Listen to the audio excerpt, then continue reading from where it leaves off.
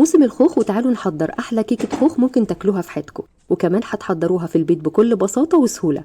الكيك حقيقي بدون مبالغه، خفيفه وهشه جدا وطعمها يجنن، لازم تجربوها. هكتب لكم كل المقادير والمكونات بتاعه الكيكه تحت الفيديو. يلا بينا نشوف الطريقه على طول مع بعض. اول حاجه هنحضرها هو الخوخ. انا هستخدم 4 حبات من الخوخ حجم كبير، اهم حاجه ان هو يكون متماسك ما يكونش طري. غسلته كويس جدا وبعد كده هقسمه بالنص والفه كده لفه بسيطه لحد ما البذره تطلع معايا. بعد كده اقطعه لشرايح تكون رفيعه ما تكونش سميكه. بالنسبه بقى لخليط الكيك، هستخدم 3 حبات من البيض يكون بدرجه حراره المطبخ، وهضيف على البيض الفانيليا والملح واخفق كويس جدا. بعد كده اضيف السكر واخفق لحد ما اللون يكون فاتح والقوام كريمي. ارجع اضيف الحليب الدافي والزبادي. الزبادي هتخلي الكيكه معاكوا هشه وخفيفه قوي. اقلب واضيف الزيت والزبده واقلب كويس قوي. بالنسبه بقى للمكونات الجافه، الدقيق وعليه البيكنج باودر واقلب كويس جدا.